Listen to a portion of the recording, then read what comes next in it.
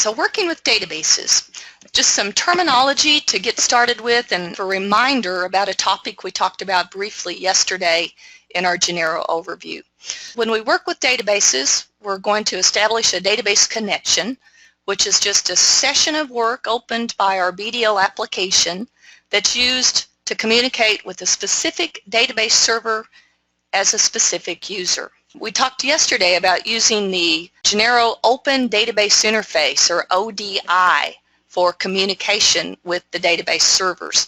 And if you remember, the ODI uses native drivers to communicate with the databases, and the SQL that's embedded in our BDL programs is mapped by the ODI to whatever database we're using, right? Whatever database we have configured to connect to. So the same program can open database connections to any supported database, Oracle, Informix, SQLite, by using Portable SQL and using this open database interface and a certain type of connect statement that we'll look at just here in just a moment. So before you work with your database connections, you want to verify that your database client software is installed. That's not a Genero specific task, that's just a task related to installing and configuring your database software. You have to have the client software configured to be able to connect to the database server from the client.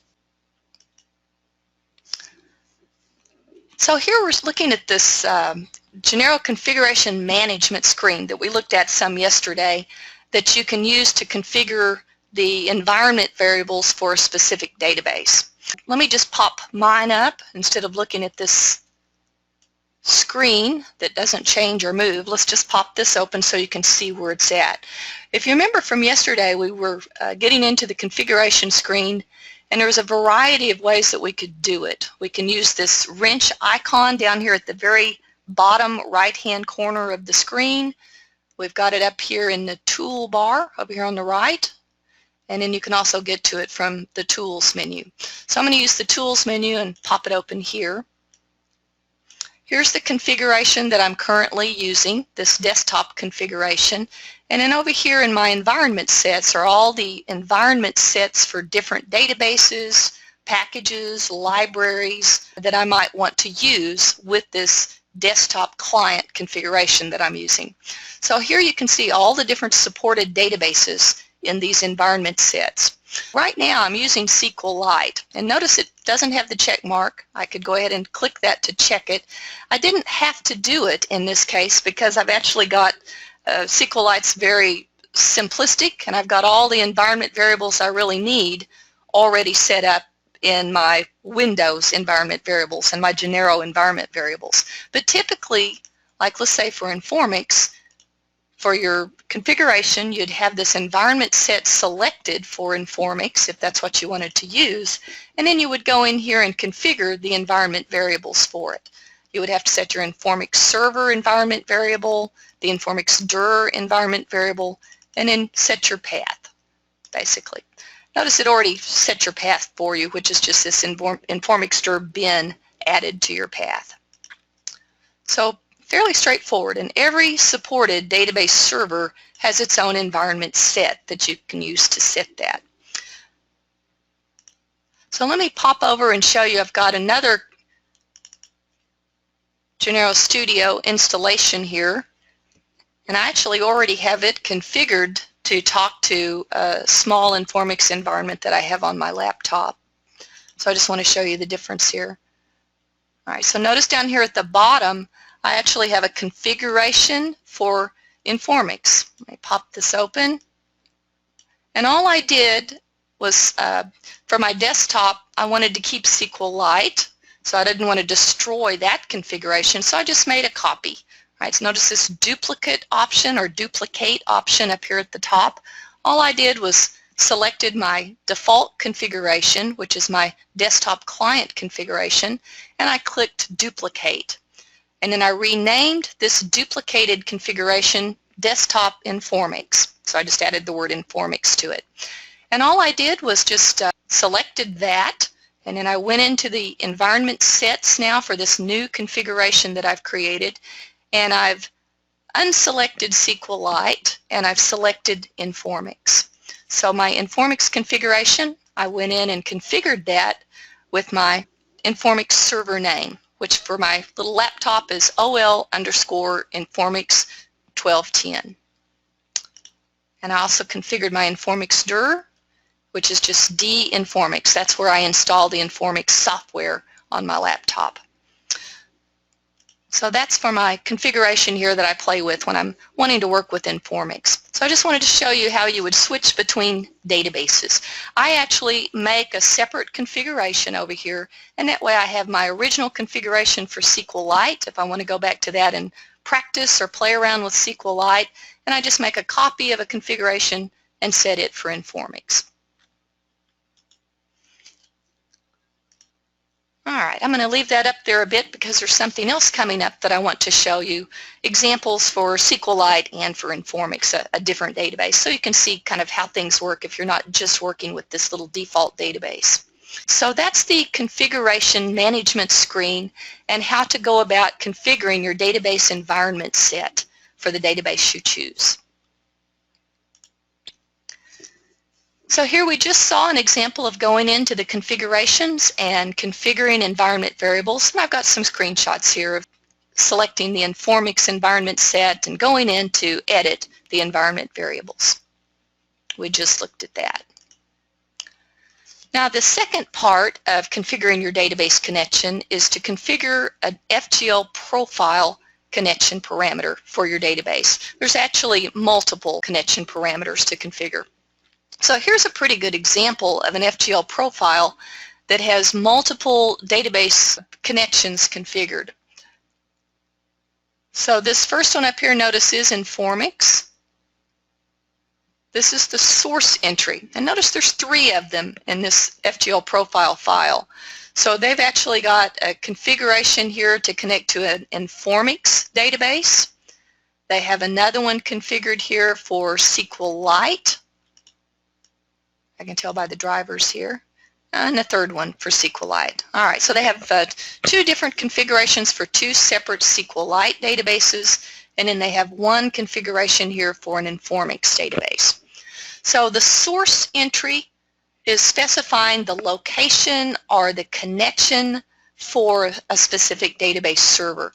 Now for Informix, of course, we're not specifying the path to a database file like we do with SQLite. It's a little more complex. We actually specify the database at server name connection string for Informix. So here we've got our database name, at, and server name syntax. Now the nice thing about that is that it makes it possible for you to just use what they sometimes refer to as just the simple name or a symbol in your BDL application. And that makes the application more portable. So in my application, when I say connect to database, I can just specify the name of the database here as stores demo, right, this part of the connection string. And then it will actually look in the FGLPROFILE for the source entry for stores demo, which is this first one, to get the actual connection string, stores_demo at OLINFX 1170. In our application, we don't have to have this full connection string. We just use the symbol stores_demo, and then it doesn't matter what kind of database we're using. It could be a SQLite database, it could be an Oracle database, and it will look in the FGLPROFILE to get the actual connection information that's proprietary to that database type. So let me show you another example of that, the one I've got. All right, so I've got my FGLPROFILE here, and here is my FGLPROFILE configuration for my database on my laptop. Here's my source entry. So the name of my database is here, Office Store, and the actual connection information that it needs is right here. Very, very similar to the example we saw in the slide. The driver, by the way, this is the generic driver. There's two different driver entries that are supported.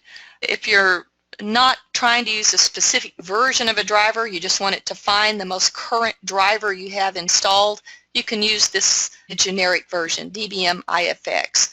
There's also drivers that are specified with a version number that you can use as well. I'll show you that here in just a minute. So the source entry and the driver entry are mandatory in your FGL profile. So there's that. And then let me show you what I've got in the actual application. So in my application right now, I'm just using database and then this symbol, Office Store, basically just an alias, right? An alias for my Office Store database. I could do it either way. Either one of these will work. This works just fine because it's looking in my FGL profile and it's finding the connection string here. And it runs that to connect to the database and runs the application. The other option I have is to use this method. I could go ahead and put the full specific connection string in the application, Office Store at OL_Informix1210, but now you can see that that application is not as portable anymore. I've got proprietary database connection information in there, so if later down the line we end up switching to an Oracle database or a SQL Server database or something, I would actually have to go in then and edit my code to change these database connection strings. So just a little bit of information there about techniques you can use to create more portable code. So, well, one question I would have is if I was setting up a FGL profile for Oracle, how would I know what driver entry to make and what kind of source strings I could use in the documentation? Let's see. I'll try FGL profile. Sometimes to find exactly what you want, you have to look around a little bit.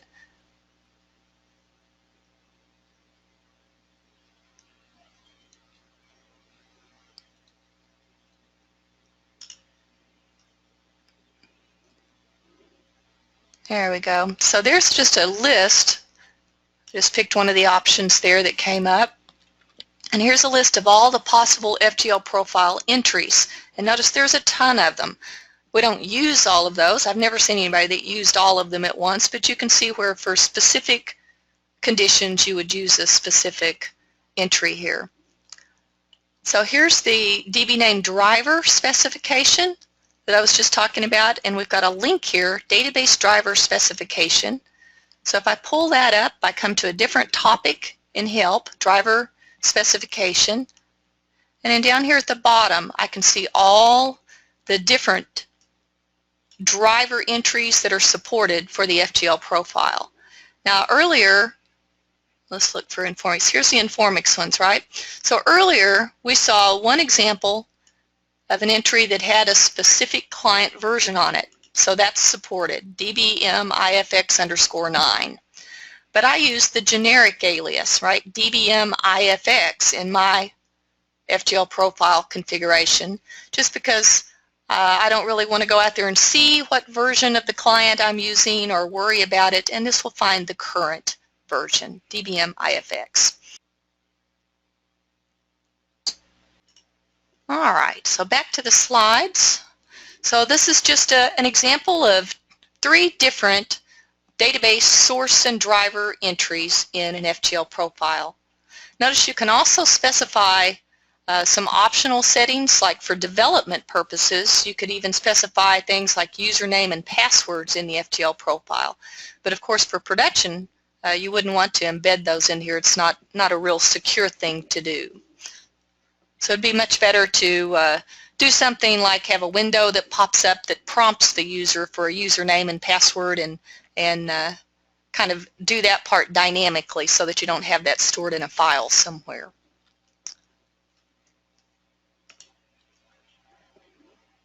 All right, so database schema files. So a few minutes ago I mentioned that we have this concept of Genero metaschema files. Now this is different than the metaschema files. If you're a DDA and you've been working with Informix or Oracle for a long time, you're used to thinking of these database schema files or metaschema files that are proprietary for that database. But these are proprietary schema files for Genero. So we have these additional schema files, and the benefit to having those is that we don't have to go out and keep hitting the database every time you go in and compile an application, for example. Instead, it extracts, or you extract all the information from your database one time and create this Genero schema, and then from that point on, if Genero needs any information about the database, like the data type of a certain column in a table, it doesn't have to go out to the database server and get that. Instead, it just pulls it from the Genero schema. So that keeps us from having to go out and talk to the database continuously while you're doing development. So it's much faster and a more productive way to do things. Another benefit to it is that you can actually enhance the Genero meta schema with information then that will speed up your development, for example, for forms. Like I can go into my Genero meta schema and specify what kind of form item type or widget that I want to use for a specific column in a table. Like let's say I have a zip code column, but I only support, let's say, 5 zip codes for my little company. So I might use a combo box for that. Anytime somebody's supposed to input a zip code into an application, instead of them having just to remember what the zip code is, I could have them pick it from a list in a combo box. Well, I can create that setting for that specific column in the table right there in my Genero meta schema. So from now on, if I create a form that has that zip code field in it, it will automatically create that form item as a combo box. So some little shortcuts like that that you can get from really working with this Genero meta schema and kind of doctoring it all up one time, and then you get the benefits of that forever. So a little bit of work up front and benefits that go on for a long time. All right, so that's the meta schema files, and there's 2 different meta schema files. There's just the Genero schema file, and it ends with the .4db or .4dbx. You're talking about that here. So 4db is used in standard Genero projects like the one we're working with this week. And then if you're using BAM, that business application modeling tool that we talked about yesterday, where you can generate your code, the type of meta schema they use there ends with a .4dbx. Just has a little additional information that's used for automatically generating code. So either one will work fine, but for what we're working with, we're just going to use the simple standard .4db. So we use those meta schema files. We've talked about this already some, but when you examine the database structure in the Studio DB Schemas tab, which I'll show you here in just a second, when you create a form using the wizard based on a database table, it uses that. And when you generate application code and you're using a database connection, it's going in to look at things like variables that are defined like a database column. And instead of going out to the database for that, it's actually using the schema file. All right.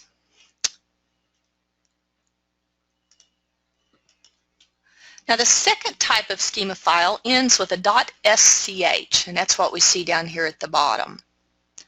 They call it a BDL column definition file, and that's the part that it actually uses when you compile your program. So when you're out there just looking at the database tables and columns, data types and that type of thing, you're just looking at the plain old 4db. But when you compile the program, it actually creates this .sch file if it's not already there, and then it uses that for the database column definitions, tables and columns. So you don't really have to worry about that. It automatically creates it, and sometimes I even forget it's there. But if you look out in your directory structure, you'll see 4db, and that's your kind of your primary database metaschema file that's used for most of the things you do with wizards and looking at things right there in the Genero Studio Meta-schema view. And then when you compile, you can actually see that .sch file. It ends with a .sch, and that's what's used when you actually compile. So you can extract the schema. Let me just show you some of this instead of looking at these windows. But first off, I've already got a schema for this project. It's right here. Typically when you extract a meta schema, you go ahead and store it logically here underneath this Databases Library node. I don't know if you remember from yesterday, but when you create a new class, a new project, I call this one class, when you create a new project, you automatically get this Databases Library node. And that's really what it's for, is to store your meta schema file. So you can find it quickly if you want to look at it. So I've already got this one here, so I'm just going to double click on that and open up my schema here. So this is the meta schema view. So I can see what this database that looks like that I'm working with. So you can see I've got a supplier table, a product table, item, inventory, line items, orders, all kinds of tables here. And you can also see that there's already relationships established between those tables with keys, right? I've got some foreign keys. If you look at this one, user ID here, grab my highlighter real quick. That's showing you a foreign key constraint. I've got primary keys here that look like actual keys for doors. Those are primary keys that have been configured. And you can do all of that, add keys, add constraints, not null constraints like you see over here. This NN means not null. You can do all of that by just right-clicking right here in the Meta-schema Manager view, right? All these options here. Add a column to a table, add a constraint or index, edit a constraint or index, add a foreign key. So a lot of options here that you can use. But just be aware, if I go in here and add, let's say I add a column, I'll call it new column. So if I add that and go ahead and finish that out, define my data type and all of that, I'm not actually adding it to my real database at this point. I'm just adding it to my Genero meta schema. So if I finish that out, I'll go ahead. Notice I have these green, I accidentally added two columns, didn't I? I added these green plus symbols here. And that is just kind of an alert for you to tell you that you have modified the Genero schema and you have now some structures in the schema that are not in the actual corresponding database. So my SQLite database doesn't have a column called new call or column 1. If I wanted to add those to the actual database, I can do that. There's an actual option for that. Database, generate database update script. Right, so I use that pretty often. I'll go in here and edit my schema when I'm working on a new little project. I'll add new columns, I'll add keys, like primary keys and that type of thing. And then I'll use this option to generate an update script, and it will actually generate the code to update your database table. It's pretty smart too. It will actually generate the code to create copies of the tables that are already there, backup tables, and it will unload the data from your original tables, put them in the backup tables, and then when it modifies the database table, it goes ahead and reloads the data. So these are fairly complex scripts that it creates to make sure that you don't lose any data or run any risk of losing anything to do with your actual database. Notice there's also a generate, whoops, I didn't mean to do that, a generate database creation script. So that means I could have a new project and actually go in here and create a database schema from scratch, my meta schema, right here in this meta schema view. I can add a new table, go ahead and populate it with columns with data types, all that good stuff, and then go in and generate a script to actually create that database and database tables. So there's a lot of nice features. I'm going to get rid of that because we really don't need that. Oops. There we go. Notice also you get this exclamation mark. I've made some changes to this table, and again it says, hey, Here's a big red exclamation mark to let you know that you're not up to date with the actual database. Your schema is out of sync with the actual database. So that's when I would actually need to either get rid of those changes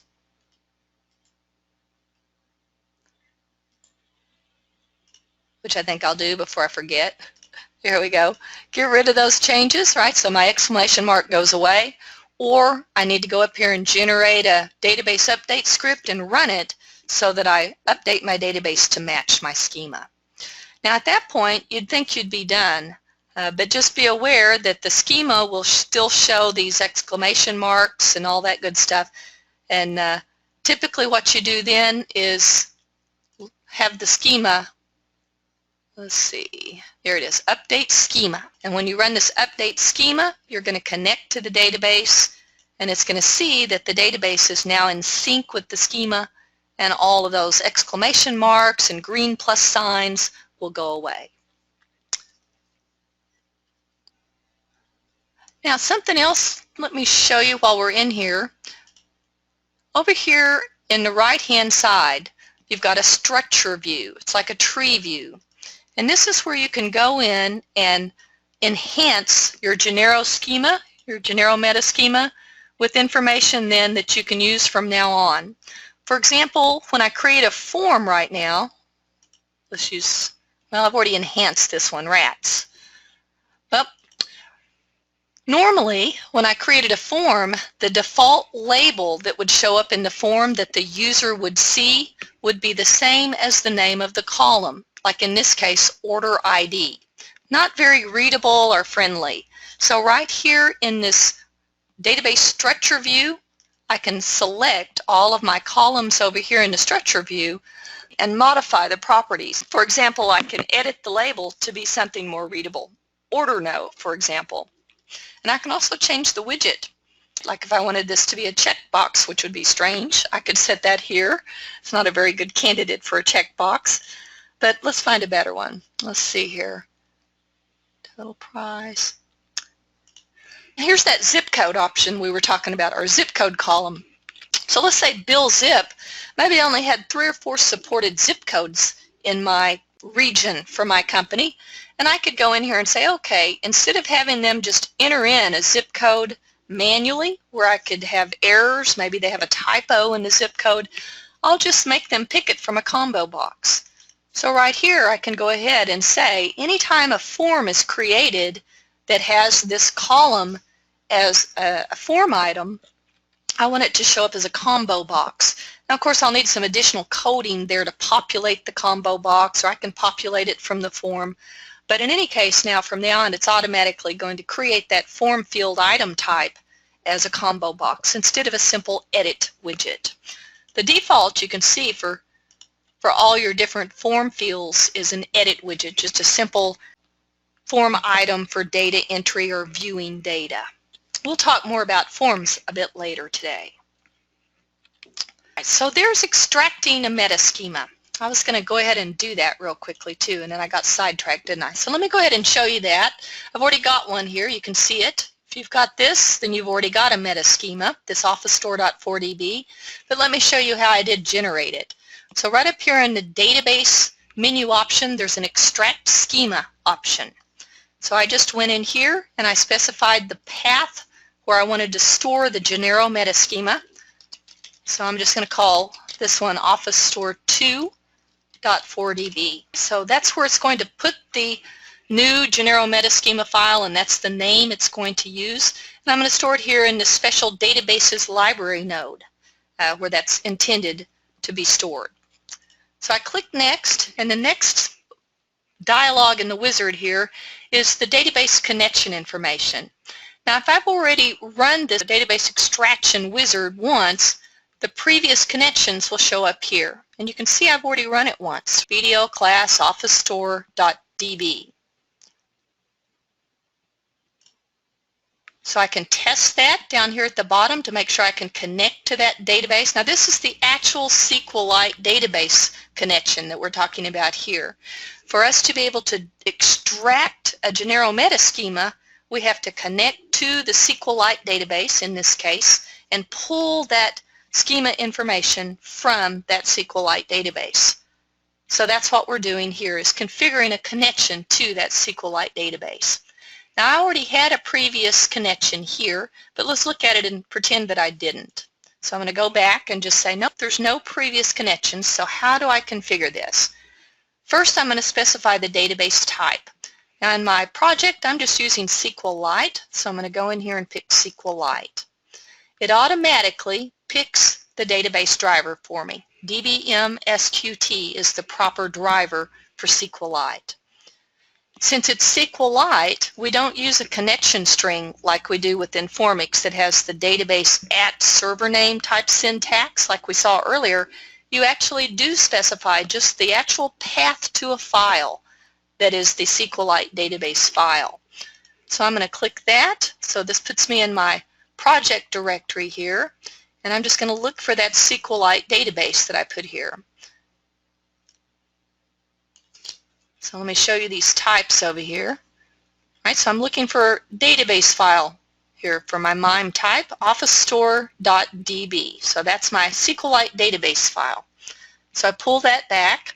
I'm not sure that that's correct. I'm not sure it's really a database file, so I can use this test connection, and that will actually go out and try to connect to that SQLite database. And if it's able to, then I get this nice connection to database successful message. I don't have a username or password for my SQLite database, so I'm just going to go ahead and say next. If I had any special options here to do some conversions on the data types I want to use for this metaschema file here, I could do that here. I don't, so I'm just going to say finish, and here it's generated my new metaschema.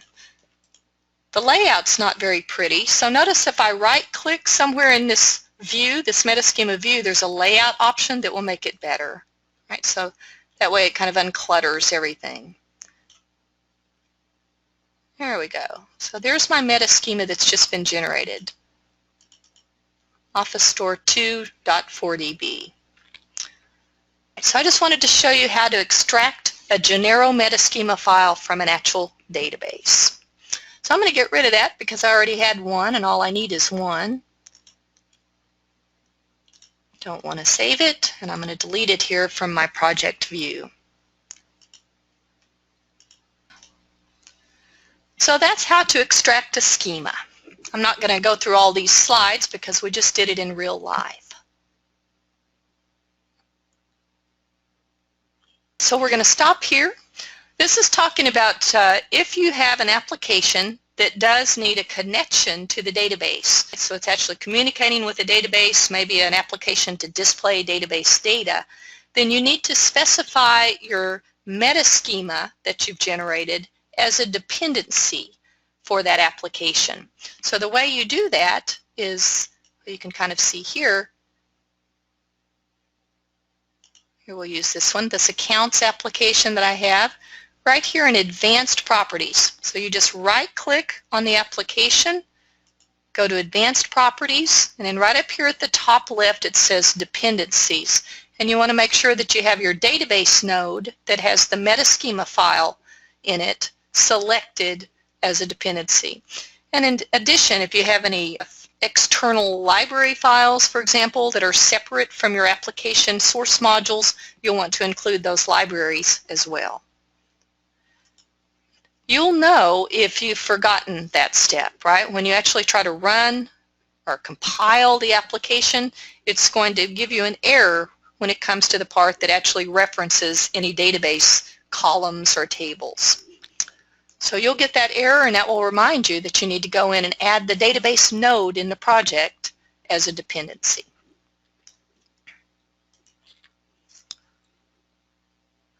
Whoops. So we've got our schema, and now we've got an application we're working on that actually references a database. Let's say, for example, we have this variable defined like we see here, define R1 record like account.star. So that's a reference that needs access to our schema file. Remember, we don't hit the actual database for this information, we just hit the Genero schema file for that.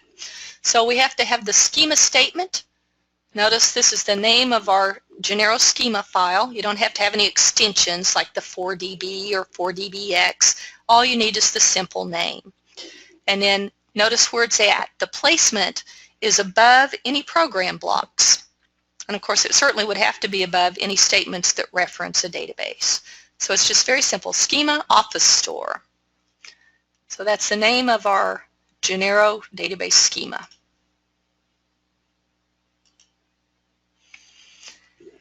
So now we're talking about actually making the connection to the database. At runtime, we don't actually use the schema file. We've already used the schema file for the compilation, the program compile. But once we've got the program compiled and we're ready to actually execute it, we no longer use the schema file. We actually communicate with the real database. So that's why we need another statement that connects to the actual database. So that's what we see here. There's two different forms of statements that you can use to connect to a database. We just have the simple database statement like you see here, or we have the connect to statement that you can use. The connect to is actually the preferred method, and the reason that it's the preferred method is because it allows you to have multiple connections to the same database or connections to different databases all in the same session. So it's kind of an interesting thing. You could actually connect to a SQLite database and an Informix database all with the same application and display data from those databases or input data into those databases. If you're just going to connect to one database at a time or in one session at a time, it's just fine to use the simple database statement. So database office store at OLINFX. Now just for a second, let's go back to what we talked about earlier. This is specifying the full direct connection string, right? Office store database at database server syntax.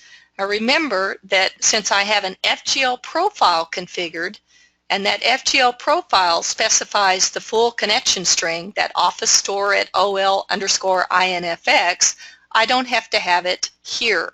Instead, I could just say database office store. And if you remember, that just makes it a bit more portable, so if later on I don't use Informix, I could use an Oracle database instead, for example, and I don't have to go in here and edit my code and recompile. It'll get all it needs from the FGL profile file. Notice here's a closed database statement. So that's good form, right? It'll close it anyway if you don't have it in there, but it's just kind of considered the proper thing to do, to free up the resources and close the database at the end of the application. And then here is a connect to example. So this time it's a bit different. We've got our connect to connect to this office store database with two different sessions, and then you can work with those two different sessions then by specifying which one you're working with by name, SA or SB. But then when you're finished working with the database, then you want to be sure and set your connection to each session individually and disconnect to free up any resources that that session has allocated.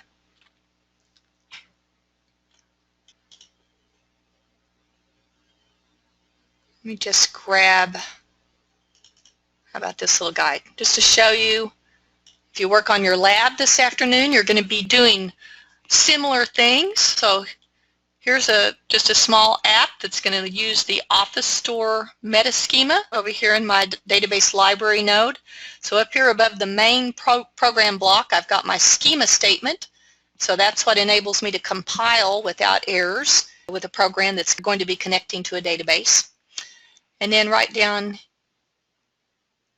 here, I've got my database connection string, connect to Office Store. You know, this is SQLite, but even if it was Informix, I don't need to put my full direct connection string, that database at Informix server string that we saw a minute ago, because that's in my FGL profile. So two different statements, one for the schema that we want to use for compile purposes, has all the information in there about the database tables and columns, data types, and so on that it needs to compile. And then we've got the actual connect to the database statement inside the main. So notice that's once our program starts, we're going to connect to the database that we're going to be working with.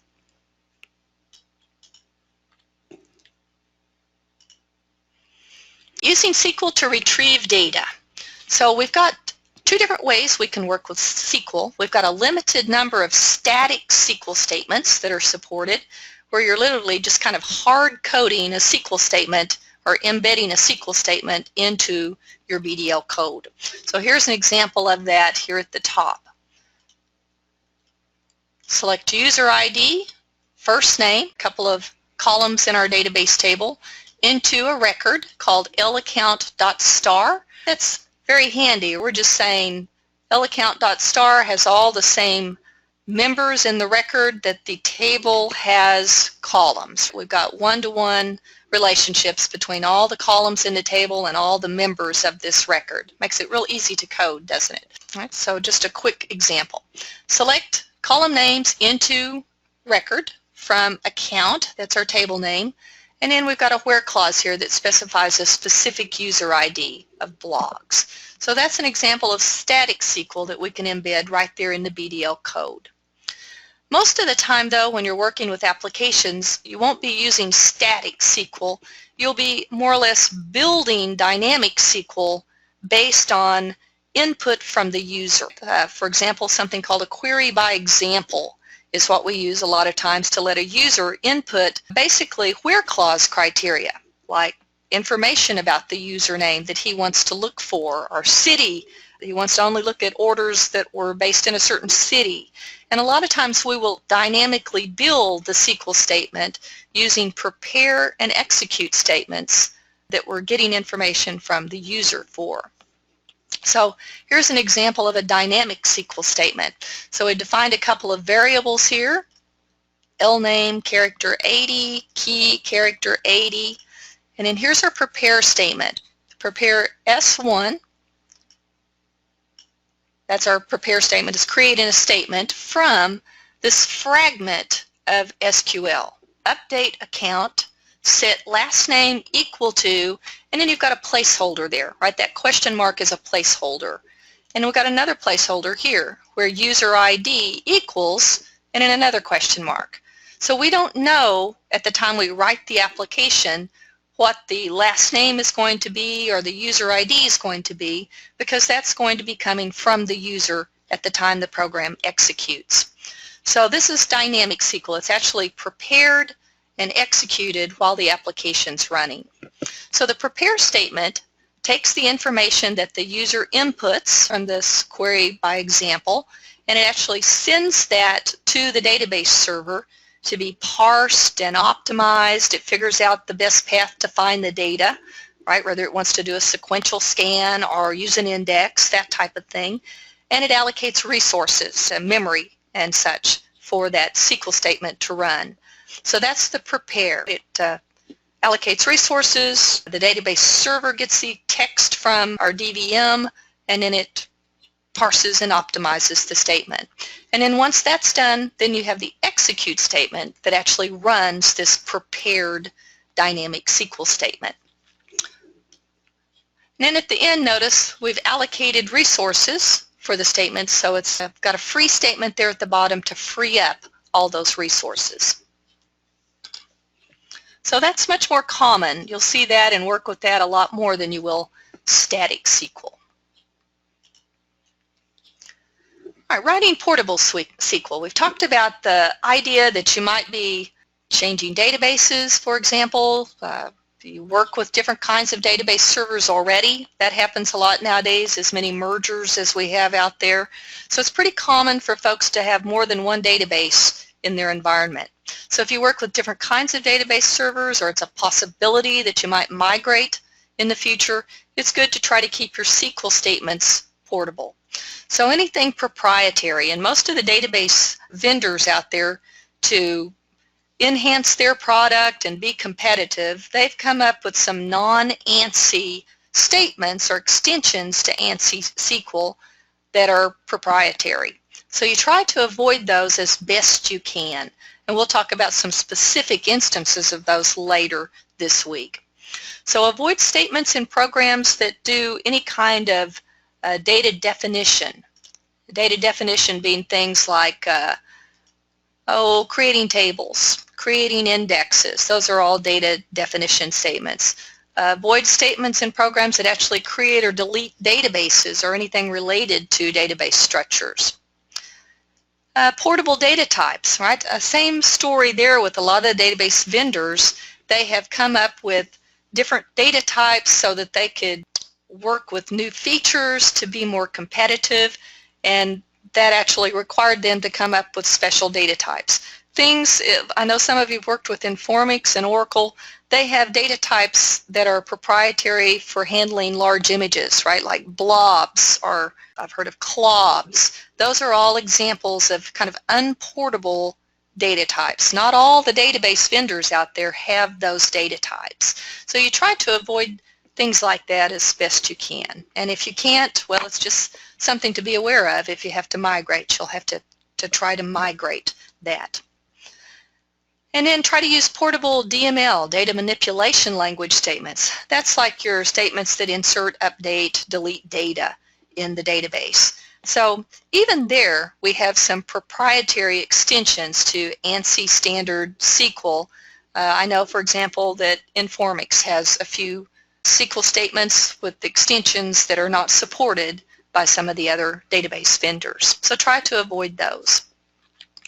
If you're not sure whether you have statements like that and you're getting ready to migrate to another database, but we do have those adaptation guides that I mentioned yesterday.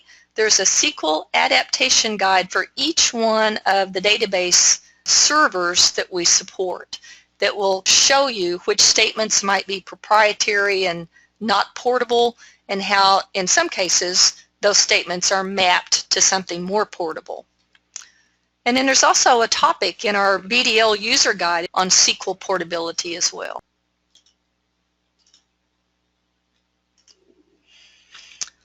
I think this might be close to the end. I think we've got a little section here on DB Explorer, which is fun, but this is kind of end of this topic on embedded SQL.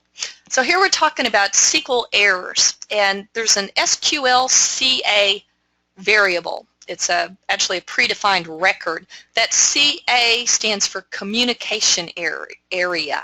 So SQL communication area record. So this thing is predefined. You don't have to define a record in your application to be able to use it. It's just already out there, predefined by default, and you can just use it after any SQL statement to check the status of that statement to see if it succeeded or failed. So what you're typically looking for after you run a SQL statement is you're looking at this SQL code, so SQLCA.SQL code.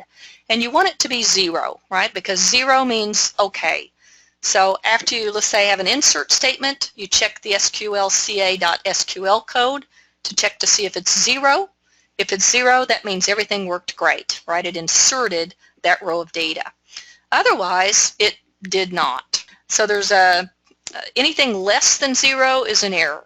And you can see the actual error message, what the error means with this second member of the record. This SQLERRM is the actual error message. So sometimes you'll actually want to be looking at both of those, the SQL code to see if it's non-zero, and in the error message to see what the problem actually was. The rest of these we don't use that often. I don't remember exactly what all of these are, but a lot of them are proprietary and only available if you're using an Informix database under the covers. All right, so here's an example of some BDL code that's actually checking the status of a SQL statement. So it looks like they did a fetch from a database table, and then they're checking here to see if the SQLCA.SQL code equals 0. If it is, then they're setting a variable to true, which means we can go on and do something else. And if it's not equal to 0, if it's anything else, then they're setting that variable to false. So then they're maybe going to cancel out or make the user, give the user a message and make him try again, something along those lines. There's a predefined value also of 100, SQLCA.SQL code equal 100. And you could check for that too after you do like a select statement.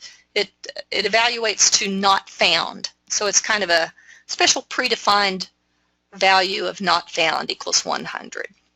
So you could actually use the keyword not found instead of 100. You'll see that sometimes, so I thought I might ought to mention it.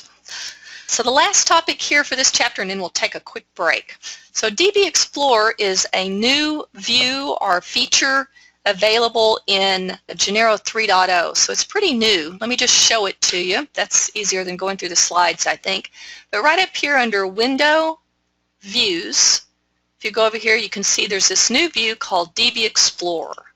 So when you click on that, it's going to open up this DB Explorer view down here in the bottom. You can always move these things around by clicking on them and dragging them, but this is fine. So I'm going to open that up and make it bigger so you can see it. All right, you can use this thing a couple of ways. It's really handy. Let me get rid of this. All right, so I'm just going to start in, and I'll probably get some errors, and that's good because then you can see how we fix them. So I'm going to say select star from orders. All right, so it actually, one thing you can do is just create your own SQL statements and run them. Over here, this might be the error that I get. And when you start using DB Explorer, the first thing you really need to do is tell it which database you want to connect to. And that's what this little disk icon, whatever you want to call this purple icon over here at the right does. Then this is how you can just write or edit a SQL query. And this is, of course, to run one that you've already created.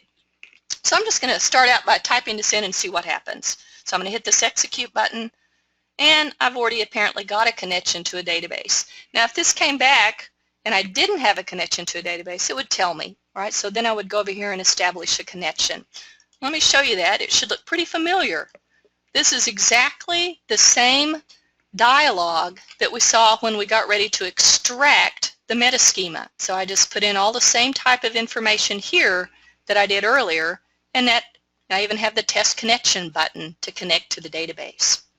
But this one's already established, and there's my output. So I can just type in a SQL statement and it'll run it. I can see my data. Now another way to use DB Explorer is to use it right here in the Meta Schema Manager view, or with it. So let's say I come out here to the orders table and I say show or edit table data. So I click that. Oh, maybe orders is not the best one. Let me do a different one because I was already working with orders. So we'll do account. So show or edit table data. All right, so notice it changed down here. So now we're looking at account data. There's the SQL statement it created for me. Select user ID, email, etc., from account. So it wrote that SQL statement all by itself because of what I selected up here in the Meta Schema Manager view. Now up here on the left, notice these options. It's telling you that you can actually insert data. I can insert a new line of data here. And so on, right? So I can actually add it and then save it. I can also duplicate a line, insert a new line with the data of the current selected line. So I could have used that instead of typing that in from scratch. And then I have a delete current selected lines. Maybe I better get rid of that and delete it. Are you sure? Yep. So a pretty handy tool, DB Explorer. It gives you the ability to go in and view and edit data in your database without having to go out and use the database tools. Like with Informix or SQLite, I could go to my SQLite command line and enter select statements there, or I could go to DB Access with Informix and do it. But this is much easier. I can do everything from right there within Genero Studio. So I think that probably does it for this first chapter. It's basically just showing you the same things that we just went through. All right, so a lot of kind of odds and ends in this chapter too. We're going to talk here about some things that go along with interactive instructions. So the user interface, we're going to talk specifically in this chapter about displaying data. So you're going to learn to interact with the user with windows and forms, messages and menus. We're going to talk about something called styles, presentation styles, And action defaults, they're attributes related to the appearance of the user interface. And there's a couple of different categories of those attributes, and we're going to talk about those today. We'll talk about these interactive dialogue statements that I just mentioned, our interactive instructions.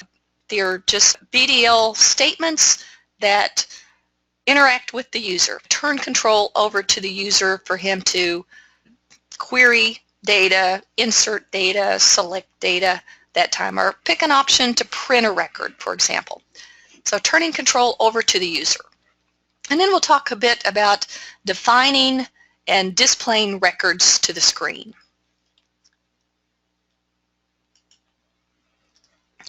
So this is showing you looks like an open window with an open form. We'll get into that in more detail in this chapter about how we do this in an application.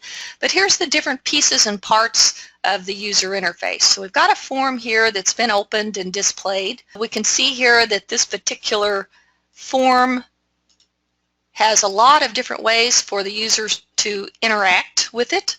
We've got toolbar, we've got top menu options, we've got messages down here that we're displaying to the user to let him know the status of a query. Message 1 of 6 is saying, hey, here's the first record that's been retrieved. There's 5 more to go, right? Or 6 total, 5 more to go. We've got areas where we can display, the user can view data, input data, these form fields, items here in the form. We've got labels over here on the left. They're just read-only parts of the form that give the user information. And we've even got areas down here where we can display images from a database, for example. That's just another form item type down there. So a lot of different things going on this form. So we'll gradually learn how to do all these things as we go through the chapters this week.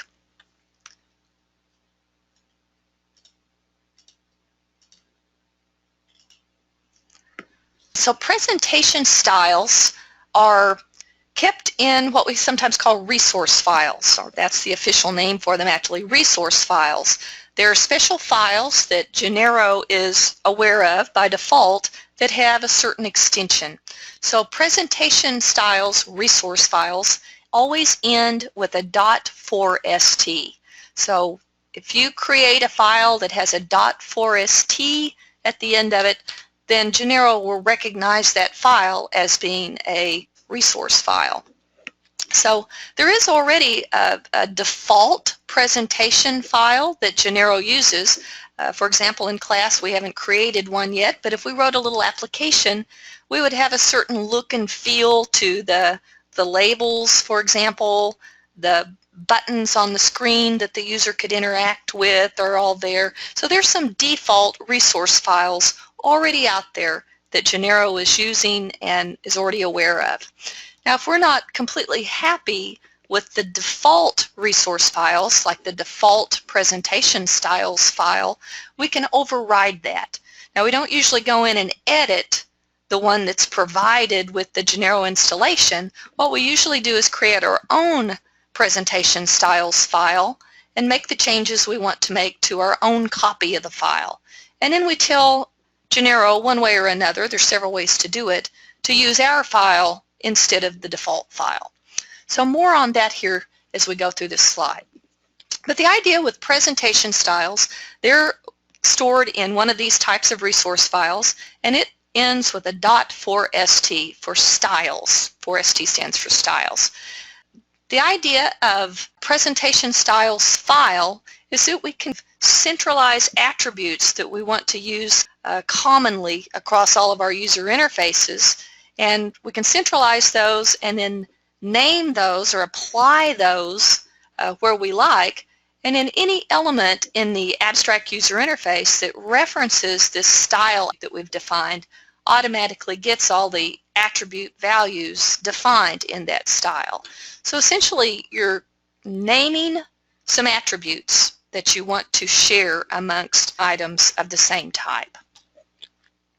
So you can create your own style file we talked about earlier. This is the one that it's using by default. When you install BDL there's a special environment variable called FGLDIR that's pointing to the BDL installation directory. So wherever you have BDL installed, underneath there's a lib directory, and in that default presentation styles file is located there. And it actually is called default.4st. Now the simplest way that you can override that default.4st that's in the lib directory is you can create one called default.4st of your own and just store that in your project directory right there with all of your rest of your project files. And if you store it in your project directory with that name, default.4st, Genero will automatically look there in your project directory for a default.4st file, and it will use it then instead of the one in FGLDIR lib.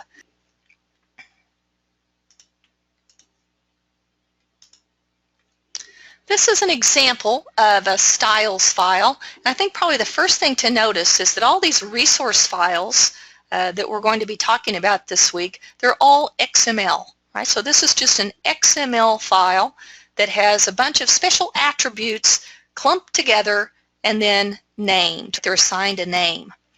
So let's just go through here and talk about the way these are named. So here's the first one. The style name equals window. So you can just get by the name of all these different styles in this presentation styles file. These are all styles that are associated with our window that we're going to open for our user interface. So you wouldn't believe that there's so many styles available for just opening a window.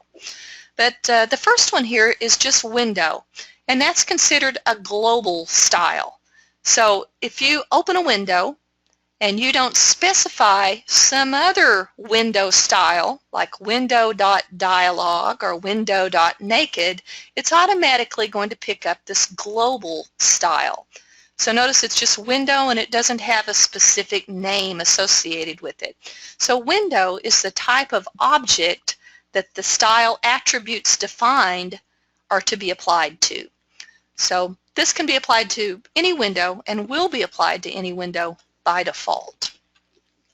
Now here's another style that's been created called window.dialog, and it only has one attribute in it. It's a modal style window. The window type attribute is set to modal, and a modal window just pops up on top of other windows sitting out there. So here's a style that will only be applied to a window if you name it by name, right, and you apply this style to a specific window. Otherwise, it's going to pick up the default style, right, this one here for window, just plain old window. Here's another one called naked, window.naked, that I can apply to my window. And it's got a lot of different attributes set. The window type, again, is modal for this guy. It's going to pop up on top of other windows, but it's also got some additional attributes defined. The attribute sizable is set to yes, so the user can stretch the window if he likes or resize the window. There's an attribute called border here that's set to tool. I have no idea off the top of my head what that means, right? I don't know what the type tool border really means. So you're going to run into that a lot, right? There's a tremendous number of presentation styles and presentation style attributes that you're not going to be familiar with. So the best thing to do there is get familiar with the documentation on presentation styles. You can just do a search on presentation styles, and there's a reference here. The very first thing that came up for that is the reference. And notice there's a lot of different kinds of styles for all these different types of objects in our user interface. Here's some common style attributes that can apply to just about anything in here. Windows, layout containers, different form items.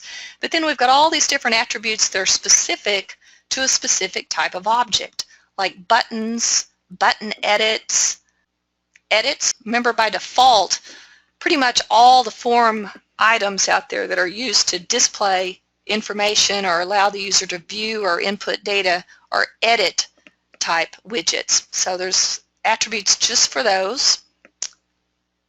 Let's go down here to window style since that's what we were looking at. So let's pop this open and look at all these different attributes for window objects. There's a bunch of them.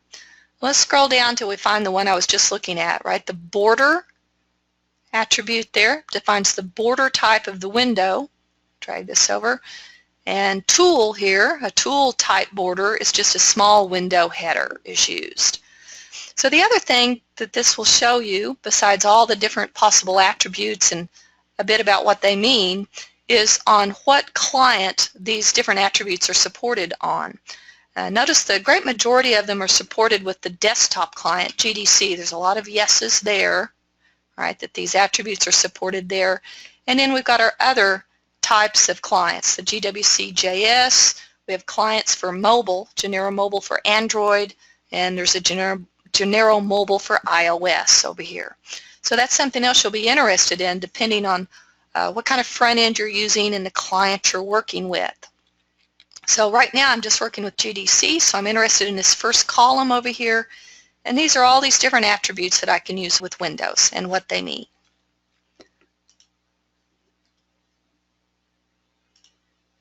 So here's all these different styles for Windows, and we'll probably see this again, but the idea here is there's a global style for this object Windows here.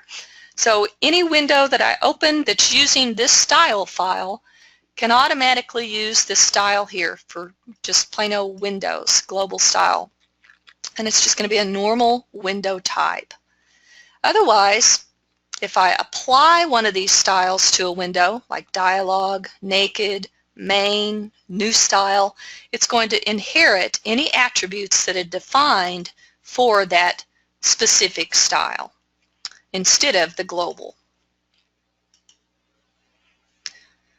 So that's the priority. Now here's a different view of a style file that's got some different objects besides just window styles. So here's our global window style that can apply to all windows. And down here is a special style for labels, and it too is a global style.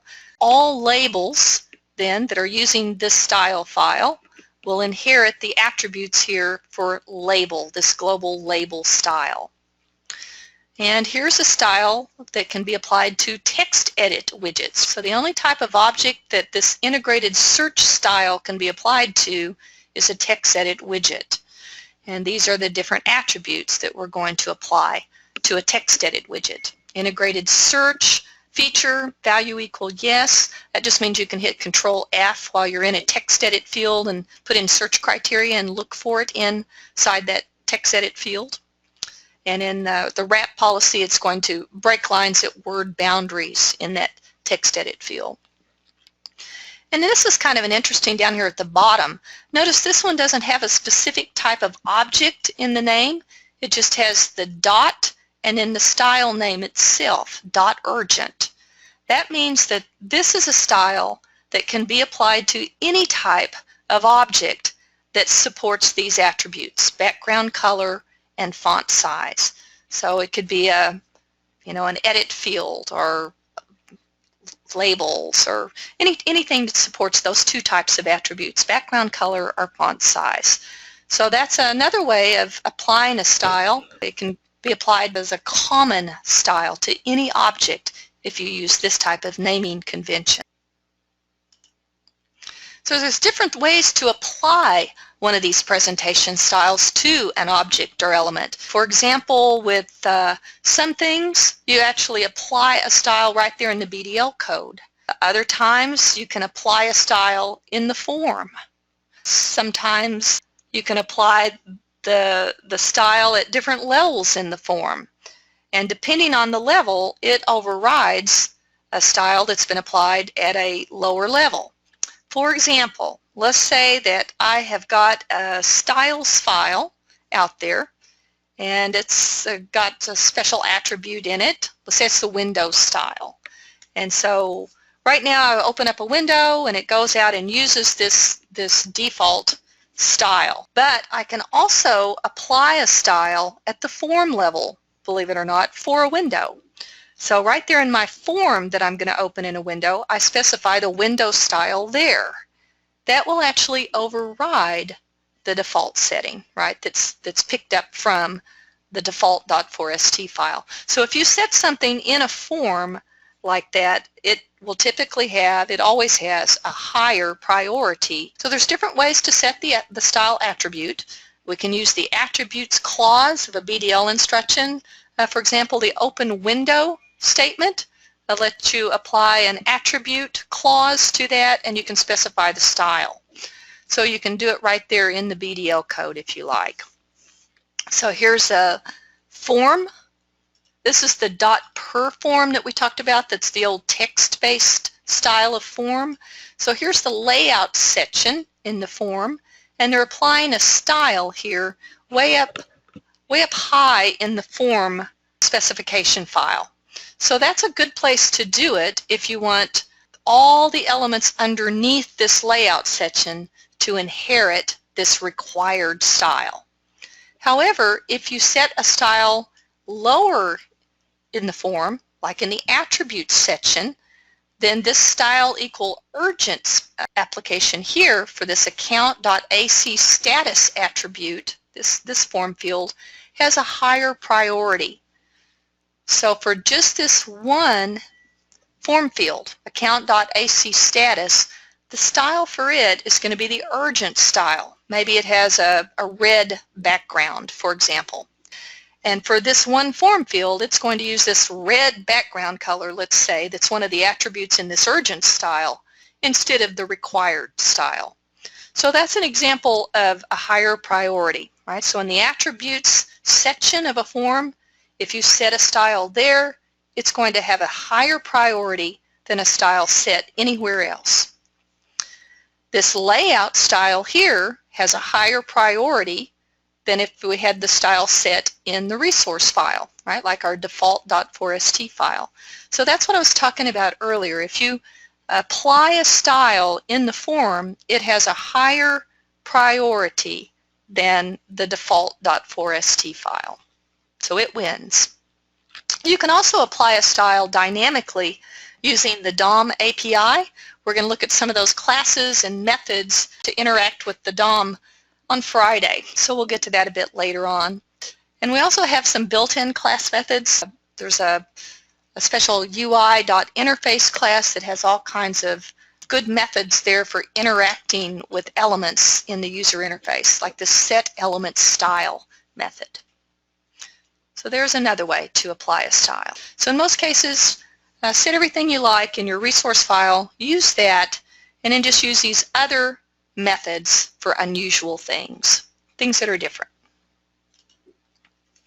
So opening windows and forms, right? So when we start interacting with the user, we do that by opening a window, and then typically we open the form with the window. So we have an open window statement for that. So this open window with form, you see typically used, opens a window that contains the specified form. So we name the form in the statement. And then when we're finished with the window and we're ready to close the application, we always try to close the window first. Frees up all the resources allocated for the window. Now here's an example of an open window statement that applies a form. So this is a way to apply, did I say apply a form? Applies a style. So here we've got this open window W account form with form account form, and now we have our attribute clause. Attribute style equal, and then one of our window styles up here. So that's how we can apply a style to a window. Now be aware that another way, I've already mentioned that you can apply one of these window styles to a window, is in the actual form itself. There's an area there, a property that you can use to set the window style for the window that opens that form. That's actually the preferred method. But either way works just fine, right? You can do it here in the code, or you can do it in the form. Now down here at the bottom, here's talking about this default window named screen. So it's strange the first time you see it, but you have an application and maybe you specify the name of a window, open window, W account form, with form, account form, like we see here, and it opens your window with your form, but right in front of it or behind it, you get this other window that's just kind of this blank window, and that's the screen window. That had a specific purpose, or has a specific purpose. It's primarily for folks that were using Informix 4GL and they're migrating to Genero BDL. Right? The languages are very, very similar. BDL is based on 4GL, and it just has a lot of enhancements since then. So the idea was folks that migrated from that to BDL have this built-in window out there, so they don't have to edit their code a lot to add all these open window statements. So they would have form statements in their code, and that form would just open in this default window called screen. So that's the purpose of this window called screen.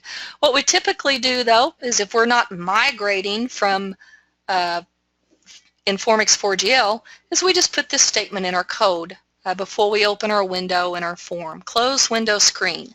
You can use that window if you like instead of opening your own, or you can just close it like this and open your own. Just pop in here for just a second so you can see some of this, right? So here's what it looks like in an actual application. So here I've got my schema statement we've talked about today. Here's my main program block. I'm starting here. Here's my database connection statement, connect to Office Store here, that's getting information from my FGL profile. And in here now is this close window screen statement. So I'm closing that default window, getting it out of the way so I don't have it popping up there and the user wondering what that is. And now I've got open window account win with form accounts, and then I'm using this attributes clause to apply a style to my window, the style my style.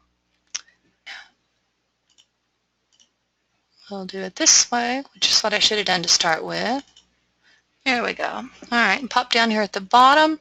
So here's this style, right, that we just saw applied. My application right there.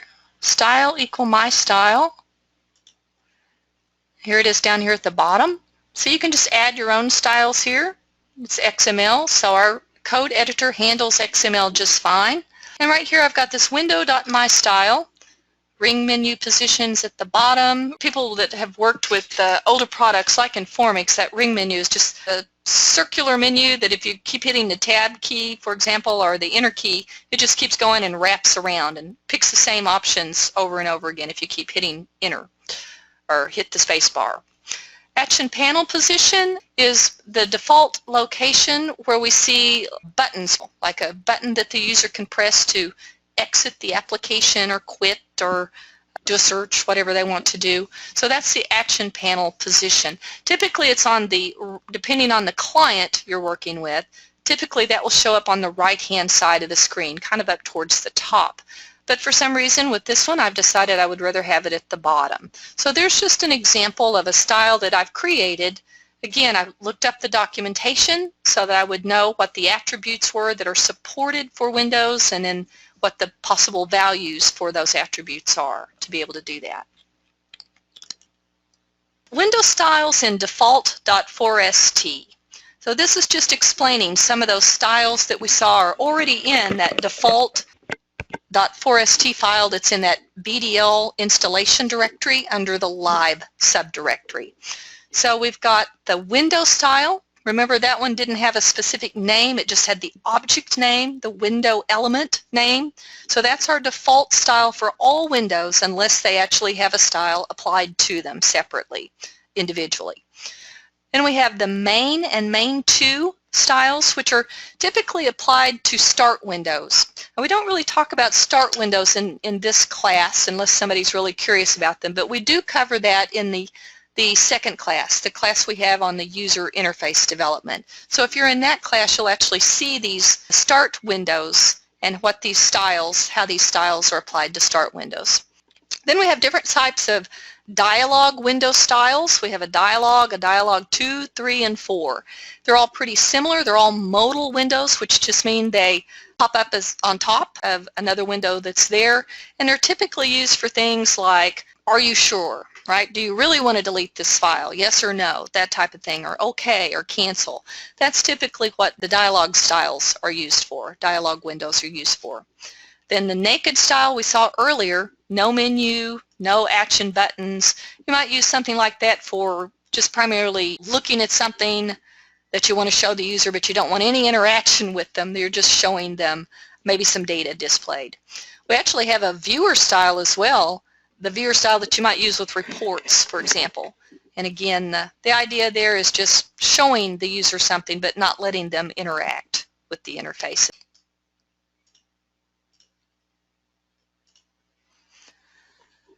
Messages and errors. So if you display messages and errors, we've got the message instruction.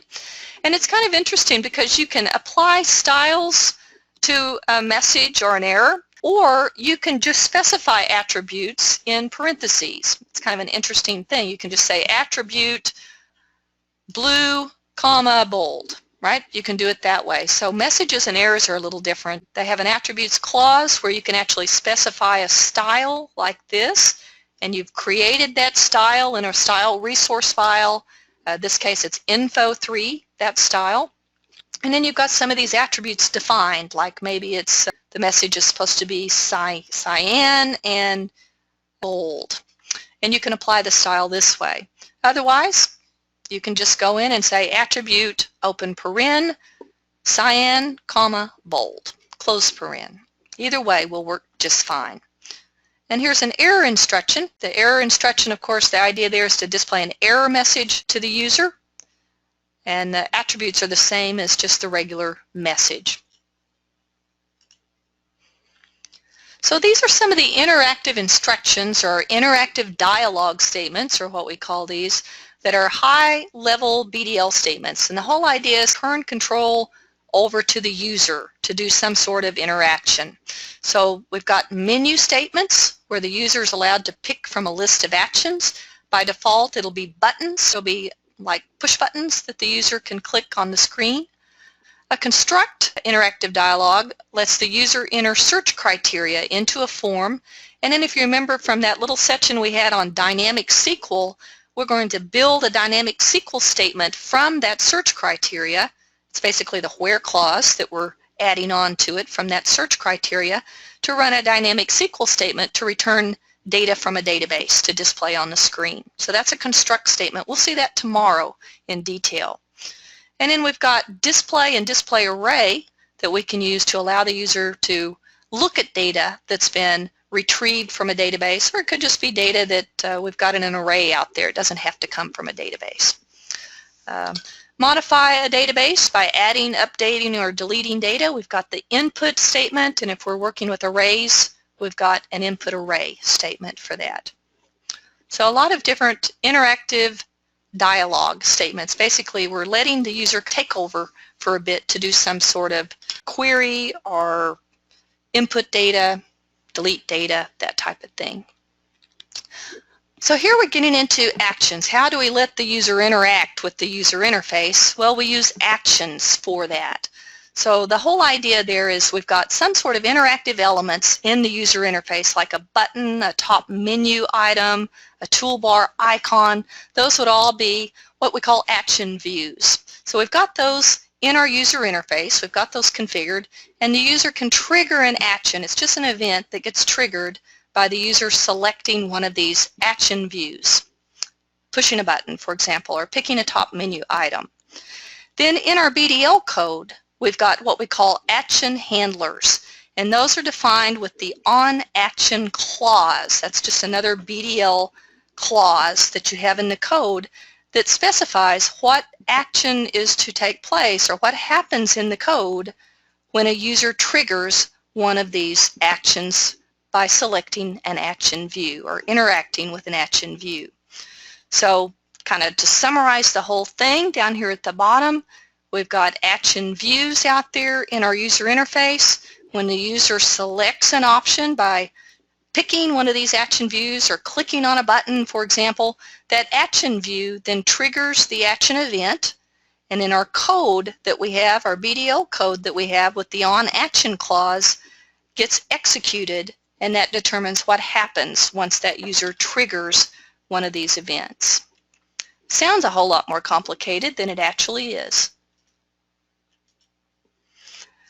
So the first thing, I guess, to know about users triggering an action is that we have to bind the action view. Like, let's think of it as just a button, right? So we've got a button out there in our user interface that's called print in this example. And the user clicks on that button called print. Now, for that to be recognized in our BDL code, we have to have some binding that takes place. And the way that works is the name of the button, right? That's a property of the button, or an attribute of the button, has to be the same as the name we use here in our onAction clause. Right? So onAction print, that button that we have in the user interface has to be named print. Now here's an example of what that looks like in the old .per format, right? The text-based form files. We still see a lot of those. But here's our button that's been defined in the form file. And notice this is the name. It's print. It's easy to get confused between the name of the button or the action view and what the user sees. But it's actually two different properties. There's the name, which is print, and then what the user sees on the button is the text attribute, or the text property. In this case, print record. So you'll know if you don't have the right name here. Let's say that I got confused and I've got onAction print here and I've got the name here as print record. Nothing happens. The button just stays grayed out. So if that binding hasn't taken place because I don't have the same name here for the button as I do in the code for the onAction statement, the button or whatever the action view is just never enabled. It's just grayed out so that the user can't actually select it. That's how you would tell.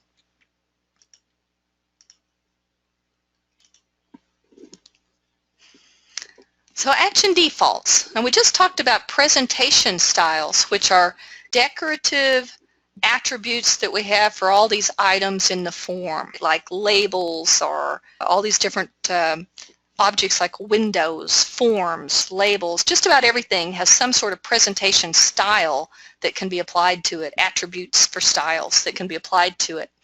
But action defaults are specific. They're decoration attributes as well, but they are specifically for action views, like our buttons. So this would be applied to anything that the user can interact with on the screen that's considered an action view. So that would be buttons, top menu items, toolbar icons. All have the concept of an action view. So there's a special resource file for that, just like there is for presentation files. But instead of it being a resource file that ends with a .4st, it's a resource file that ends with a .4ad. And just like for presentation styles, there's already a default action defaults file out there, and it's called default.4ad. Let me just give you a quick look at that.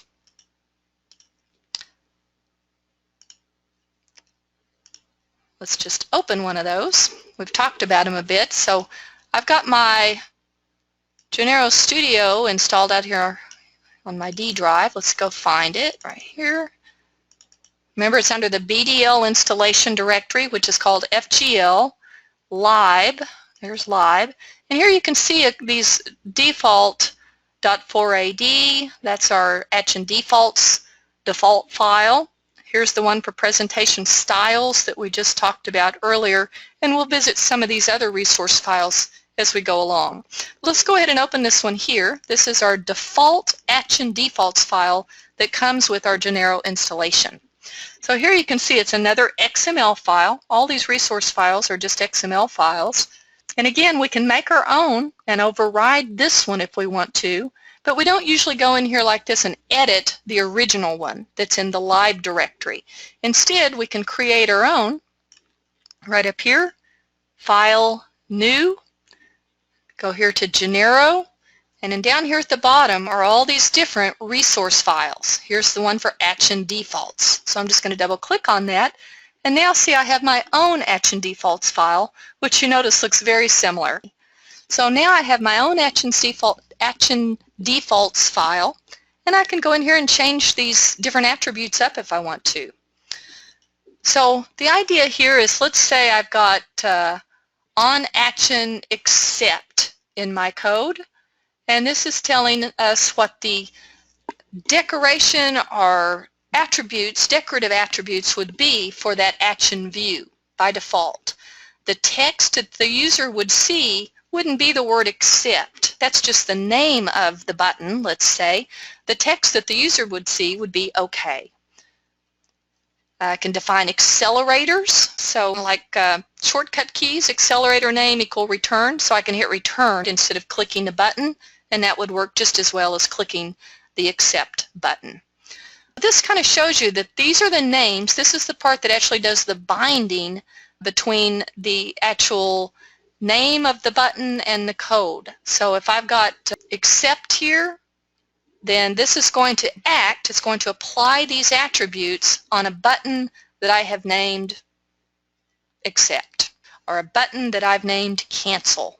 It will apply these special attributes to these action views. There's a lot of them for all these different types of things that the buttons or top menu items that you would likely see in a user interface. I think that pretty much covers it. It works the same way as a presentation styles file does. If I want to override the default 4AD file, I create my own. I call it default.4AD. I put it in my project directory, and it will find it automatically and use my action default settings instead of the ones in the FGLDir lib action defaults file. Well, we were talking about the action defaults file. If I put it in my project directory, then it'll automatically pick it up if it's called default.4AD. But this is another way to load an action defaults file, and you don't have to call it default. You can call it whatever you like. So here's one of these special built-in class methods, UI.interface.loadActionDefaults. And this is the name of the action defaults file that they've created for the Office Store application. It's called dbapp.4ad, and it's loading that one with this special built-in class method. So there's different ways to load these resource files. You can use the method of just creating it with that special name, default, and putting it in your project directory, or you can do it this way and actually load it at runtime. So we're talking about these different interactive instructions. If you remember, one of them that was listed off was a menu statement. So a menu interactive dialog just defines a list of options or actions, however you want to think of that. Actions is probably the proper word for that. A list of actions that the user can select using some sort of action view that you've defined. If you don't define one explicitly, like a top menu or a toolbar icon, then it will, by default, put a button out there. So on action new, if I have this in my code and I haven't gone out there and explicitly defined a special view, like a top menu item, I'm going to see a button pop up out there when I run the application. Now by default here, the button, I don't have any explicit attributes associated with it, and if I don't have any in my default.4ad file, then it will inherit the name of the button. But I suspect that new probably has some attributes in the action default file, and the text that we will see on the button depends on what's in that action defaults file. So on action new, and then here's our handler code that determines what we want to do if the user selects that button, that action. Now here's an interesting one. On action close is referring to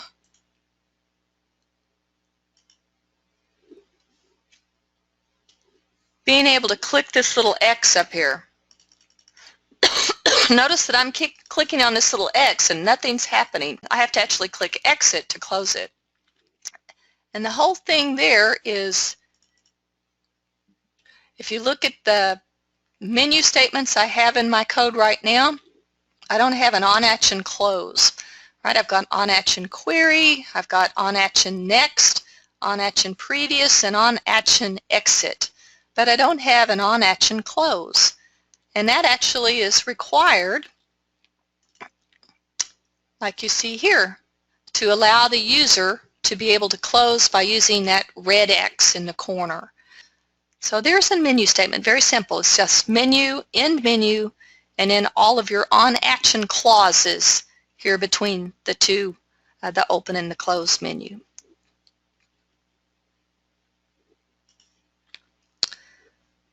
Okay, so I just talked about, by default, if you haven't specifically defined an action view in your user interface, like a top menu or a toolbar or even a button, because you can explicitly define buttons if you like, then it will generate a button automatically. So the Genero code is pretty forgiving of things like that. It'll just say, oh, they obviously want some sort of action view, so I'll give them a button. So that's what we're seeing here, right? We've got on action query, call query cust, on action exit, exit menu. And by default, we get this menu panel over here on the right-hand side of the form, and it'll have our action views. These are our default action views. Now, it will pick up any of those action defaults in the action defaults file if you use one of the action defaults that are defined in there. So exit, for example, is defined in there, so it's going to pick up the text from there. The names of these actions, like on action query, on action exit, are not case sensitive. So you can type these in uppercase or lowercase. It doesn't matter because the compiler will automatically put those in lowercase when it compiles. So automatically translate them to lowercase. And remember, it's not this that the user should be seeing, it's basically the action default values, the attributes you have for the text attribute. That's what the user will actually see out here. Now this is interesting, this menu, this is a special style for menus, the dialog style. Menus are a little different from some of the different types of elements or objects we've looked at so far because you're not allowed to create your own styles for menus. They already have some predefined styles, these three that you see here at the bottom of the screen. We've got the default style, the dialog style, and the pop-up style, and you're not allowed to go out and define any other styles. So menus are unique that way. So the dialog style here pops up this little menu in a separate window. That's what the dialog style does. So if you specify the dialog style, this is going to pop up and say query, right? The comment is only associated with the dialog style or the pop-up style of menu. So it's going to say query, and then you have the option there to query or exit. All right, so you also have the option with menus to display an image if you like. So only with the dialog style. So some of these attributes are only supported with this one style, the dialog style. I think I said comment could be associated with the pop-up view, but apparently not. I see it's just the dialog. My mistake. So here's a construct. We're going to look at these in detail tomorrow, so I'm not going to go into too much detail here since it's we're about to run into the end of our session today. So we've got the construct by name, and what we're allowing the user to do with this on clause is input data into certain fields in our form that we're going to use to construct the where clause for a dynamic SQL statement. So we can control which fields the user is able to input data into by specifying them here with this on. And if we don't have a form field in this list, then it grays it out, right? So they did not have the option of putting in an email that wasn't in this list here in the on clause.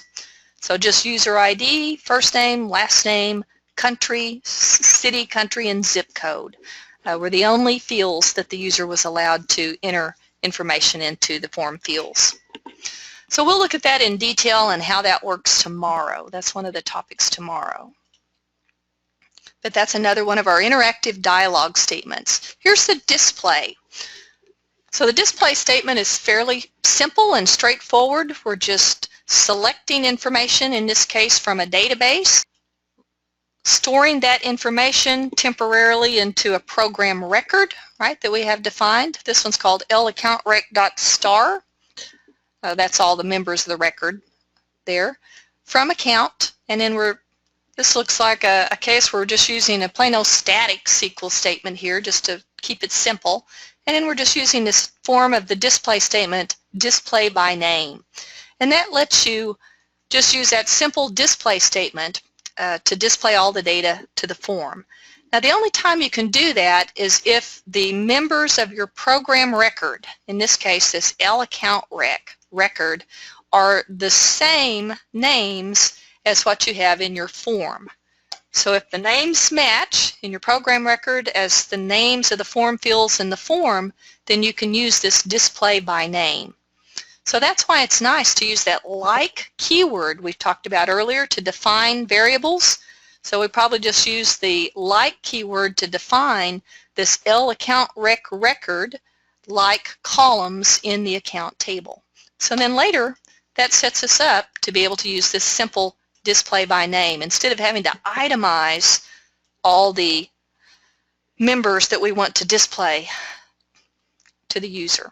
So if we don't use the display by name, we have to use this form of the display statement, and you have to itemize member to form field separated by commas. So that can be tedious.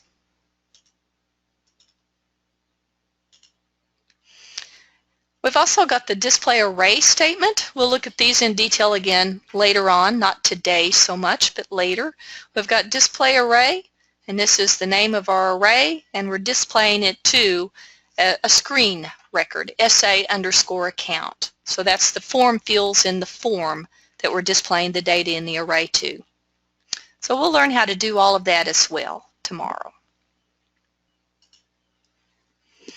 And then finally, for entering and modifying data, we have the input statement. And we also have an input array statement coming up. And that allows the user to input new information, and you can insert that into the database if they're working with a database, or they can modify data as well with the input statement. So that's the command you use, or the interactive dialogue you use for entering and modifying data. This before field, we'll see a lot of this later on in class, but this is a control block. We have a lot of different control block options that you can use to control the user's interaction with the form, right, using these control blocks. And what happens when the user leaves a field or enters a field can all be managed with these special control blocks like before field, after field, and so on.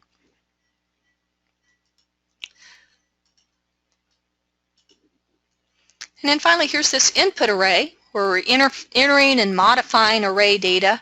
So here we're loading up the array, input array, p items from sItems.star. That allows the user then to input information into the program record by entering the data into the screen record. So that kind of temporarily binds the program array with the screen array there. And then we've got some more of these control blocks. And we'll take a look at the control blocks in more detail tomorrow. So that's input array. And just a general overview of what we've been looking at. Working with records and forms, you define a record, and a lot of times since we typically work with databases, with business applications, that record is based on a table, a database table. So here is an example of defining this L account record, and they're using this form of defining the record by individually defining the members. User ID like the table.column name, first name like account.first name. And then down here, we're selecting information from about a specific row from the account table and storing it into our new record, this L account record. And then we just use the display by name to display the data to our form fields. And again, the only way we can use that display by name here is because we've defined these names in our record, user ID and first name. Those are the same names that we're using in the form, right? So when we define the form, the form fields have the same name. The good part about that is that happens automatically. If you use, for example, some of the wizards and utilities that we're going to learn about this week to create a form, it will automatically create the form screen record using those same names, so you don't have to worry about them matching up. It'll automatically match. As long as you use the right names from the database table, it will as well. So there's the first two chapters. Now for the last one, I'm going to go ahead and just pop right in there. All right, so what we're looking at here is our last module of the day, Module 6 on forms. So by the end of this module, you're going to be able to define and compile a form. We'll talk a bit about the sections of the per files, those text-based files. They have sections in them, and we'll talk about these different sections. So you can use the per form, which is the text-based interface, or the text-based type of form, or you can use Form Designer, which is a tool we have available in Genero Studio to create your forms. We'll also talk about using form containers. All these items that we see in the form, like labels and edit fields, with data in them, form fields with data in them, they're not just kind of floating around free-form in a form. We actually, underneath the covers, have some form structure. Specifically, we have to start out with a container.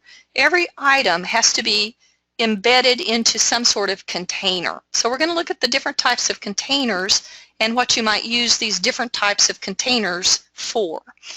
And then we'll talk about some of the special widgets that we have that you can use with forms. We've seen a few of those already, like the combo box widget, the edit widget. Those are all examples of form widgets, items on a form. We also have this Form from Database wizard that's very handy to create a form from scratch by selecting database columns, and then it will create a form and the form record, the screen record, automatically, like we were talking about a few minutes ago for you. It's a very fast way to create a form.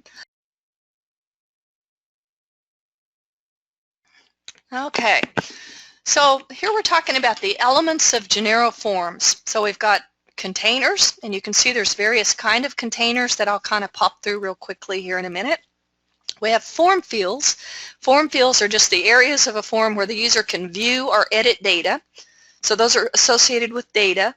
And then we've got some of these user-friendly widgets that you can use that sits on top of an underlying form field, and it's a more user-friendly way for the user to interact with the form field. For example, we talked about excuse me, a user being able to select a specific zip code. Instead of having to type that in from scratch, he can pick it from a list, a combo box list. We also have radio groups where a user can pick between one item and another item with a radio group, an item in a radio group. Action views, we've just talked about, form items that trigger program actions. Those are our buttons, top menu items, toolbar icons, and so on. And then we have labels that are just text only, read only, that displays descriptive information, like the name of the form field. So here's a pretty complex form. They've spent a good deal of time adding different containers and decorating this form to make it look attractive.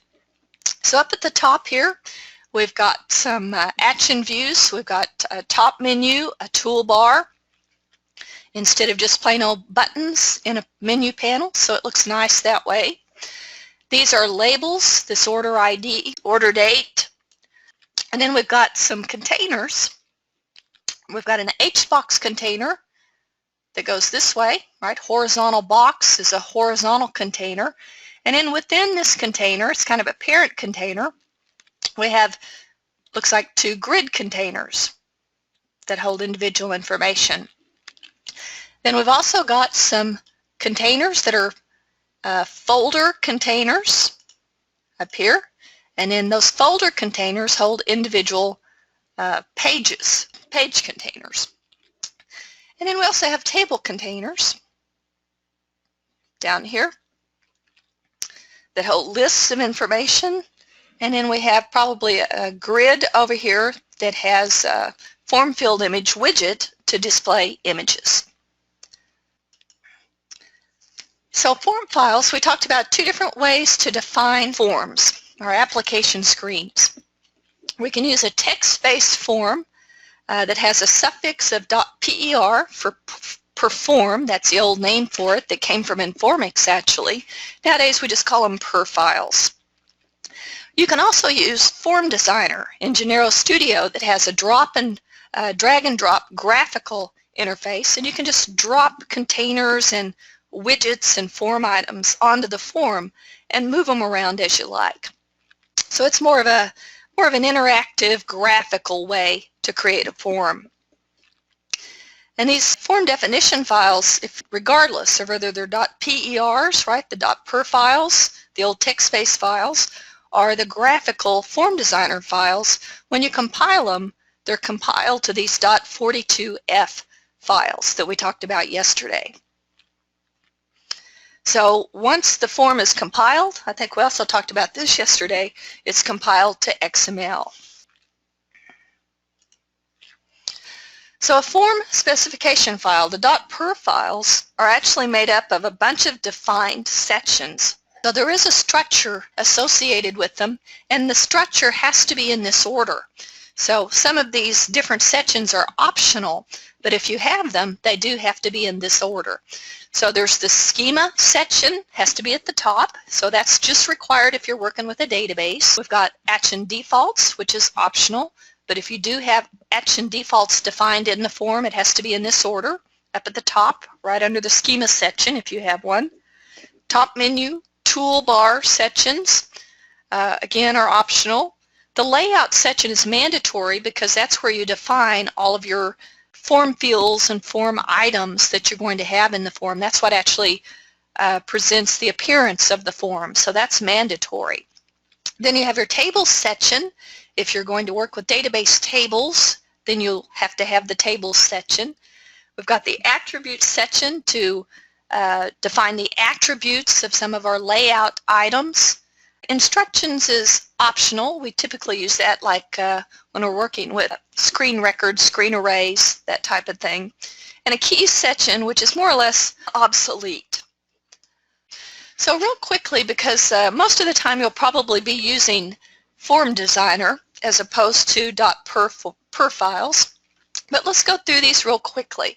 We've got our schema and action defaults section at the top.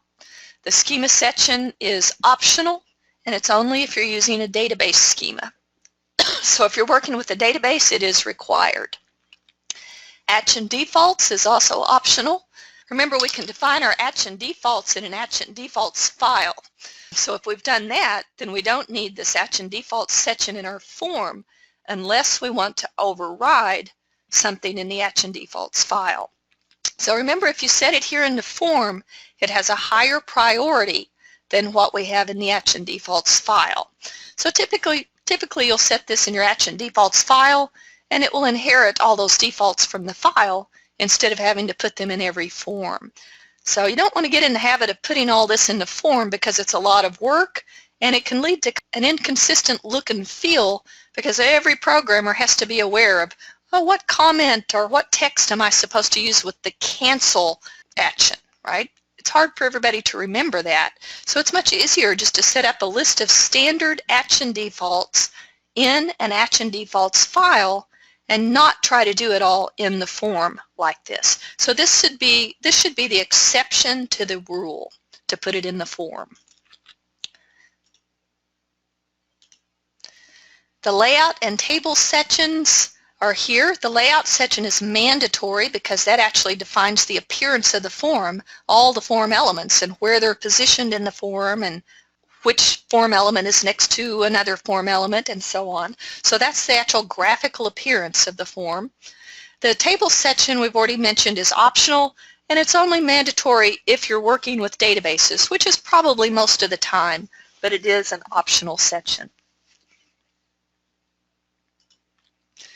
The attributes section is mandatory, and it's used to describe all the properties of the elements in the layout section. But let's look at it for a second and see if we really need everything we have here. Like here is an edit field that's being described here in the attributes section. It's telling us here that customer store is F01. That's mapping that to the form field record there. It's required, so it does have to have an entry if it's an input, and a comment here. And notice here we've got this button defined, button B1.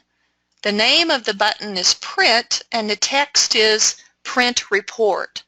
So again, if we had defined all of our action view attributes in an action defaults file, we don't really need this, right? This text equal print report, because it will automatically pull the text attribute from the action defaults file. The only time we'd want to put it in here like this is if for some reason we want to override the text attribute that's already in the action default file. This instruction section is optional. It's typically only used if you're defining a screen array. You've got an array defined in your application and you're working with a screen array in the form, then you can define that screen record here. And it defines basically all the number of list items in the array, how many of them are presented on the screen. So in this case, 4 different rows basically of array elements are going to be displayed in the screen record. Alright, so here we're getting into working with the form designer forms, creating an 4FD. So probably the easiest thing to do here would just be to show you the rest of this and show you a little bit about the layout containers and such that are in Form Designer, and then we'll call it a day. You'll be learning all about forms as we go through the class this week, so think of this as just an introduction. Let's just get started with this file. If you want to follow along, you can. File, New, and then down here we've got our Genero category over here on the left-hand side, and we have this Form from Database option on the right-hand side. So I'm just going to pick that. And that pops up a wizard, this new Form from Database wizard. So I'm just going to create a form here based on the account table. So notice I pick my database here, so if I've got multiple databases defined or configured in my environment, I need to check that, make sure I'm looking at the right database. Here I'm going to pick the account table, and if I wanted to, I could pick all the columns in the database to base that form on, or I can just pick certain fields. So I'm going to pick the user ID, email, maybe address 1, 2, how about address 1, address 2, city, state, and zip. I'll pick those. Maybe the country, pop that over here. And those are all of the fields I want represented in my form for right now. So I'm going to click Next, and then I'm supposed to select a container. Now remember, everything has to be contained within a container. We can't just have those form fields floating around out there in space. We have to define a parent container for them. And we can nest our containers, right? We'll have containers that are nested within other containers, and all of that just is used to affect the appearance of the form and the form items, to arrange them in a pleasing way. So for this container, I'm just going to pick a simple grid container. The idea of a grid container is just to show one record at a time, and that's all I'm interested in doing for right now. If I wanted to show a list of records and allow the user to view a list of records all at once, I can pick one of these other containers. Scroll grid is basically just a grid container, but it has a scroll bar, right? So I can look at additional records. I can scroll through a list of records. A table container is designed to display a list of records, as well as a tree container, right? A tree container displays a list of records in a tree structure. So right now I'm just going to use the grid container because I'm only interested in looking at one record at a time here. Now the rest of this I can work with label and field alignment here, specify whether I want the label on the left and the field on the left, or I can specify labels on the right and field right. There's different settings there. Usually the defaults are what I use for most cases. So when I click Next then, I've got all of my different form fields that I'm going to have in my form. I've got labels here and the widget, the type of form item that it's going to create. Now again, I could have done all this work here with labels that I want to use in the schema. Remember the meta schema? And it looks like I've already done that because these are pretty user-friendly labels. User ID has a space in it. Address has, it's all uppercase first letters. So I think this has already all been done in a schema. But I can override it here if I want to for this individual form. I can also specify the widget here, or remember that's something else I can do in the schema, is define the default widgets there in the schema, the meta schema, so that anytime I create a new form, it inherits those settings. Well, it doesn't look like I really did much there. These are all the default edit widgets. But let's say the zip code maybe would always be picked from a combo box. So I can tell it to use a combo box here. Now I can always do this later too. Once I create the form, I still have the option to go in there and change these widgets and convert them to something different. But there's my form. It's a simple, basic form. If I save it, I need to give it a name. I'm going to save it over here. Let me highlight it. Save as.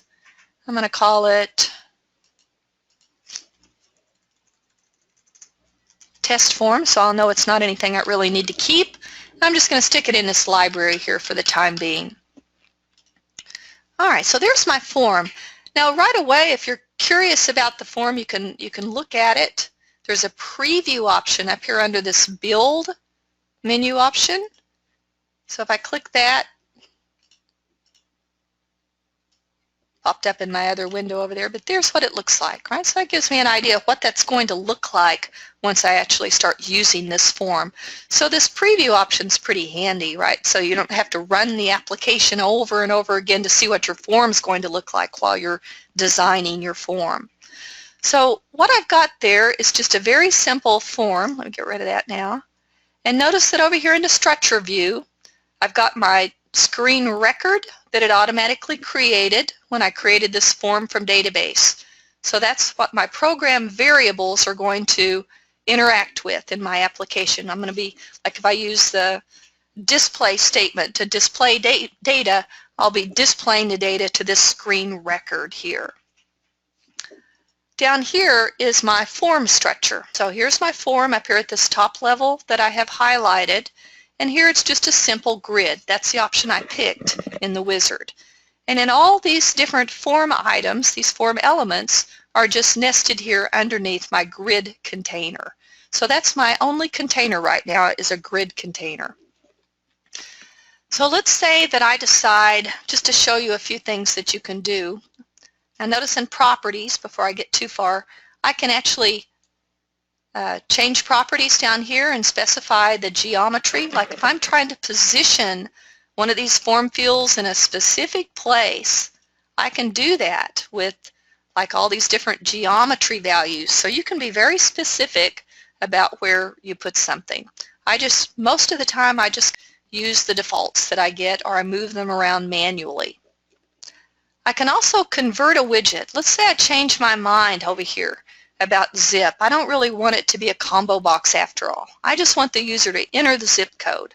So I can right click and there's a convert option here that I can use. Let's just say I decide to convert it back to an edit widget.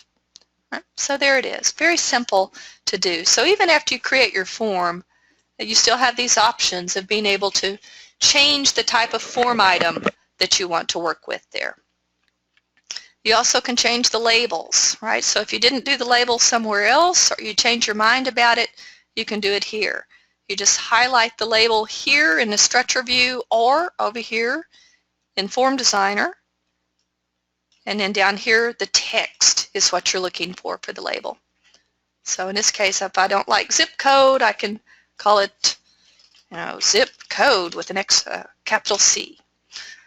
So properties are useful for changing the appearance of the items in the form and specifying exactly where you want them placed and that type of thing. So let's say that I want to move stuff around a little bit just so I can show you some of these other containers. So let's say that I want to add a button to the form. Now remember that by default, if I put a menu in there and I say on action exit, I can do that and it will automatically put a button up there. But I can also do it here, right? So this toolbar option here for OK is a button. I also have widgets up here. If I want to use that, I can pick all these different things. I can pick button from here, and I can just draw it in. Let me pull my grid grid down a bit, and I can put my button in there. Let me grab it again. All right, so I can explicitly add a button if I like. And again, it's this name property here that has to match the onAction clause in my code. So if I call this button print here, then in my BDO code, I need to say something like onAction print, and it has to exactly match the name of the button here. What the user sees, though, is this text attribute. So it doesn't matter what I call this. I can call it anything, print it. So that part has nothing to do with the binding. It's just strictly decoration. But the name, remember, is the important part. So I can add buttons. I can add all kinds of widgets. I'm going to get rid of that now. Get rid of him. And let's say I decide, I'm going to move that back up, that I'm going to add another grid container. There's a scroll grid, a group, and a grid. So let me grab this grid. I can add it to my form. So now I've got two grids. So if I look over here at my structure view, I've got a form with two grid containers in it. Now, interestingly enough, when I have multiple parent containers, which are what these grids are, and by the way, let's move something in there. Let's move the zip code. I'm going to do it over here. It looks cleaner and easier if I do it here. Zip code and country. I'm going to move those down here to my new grid. All right, so that puts them in here, and of course I can rearrange those if I want to. Put them where I want to, but that easily moves them into this second container for me. So now if I actually tried to preview that, notice it's not very happy, it's grayed out. And the reason for that, let me just try to compile it.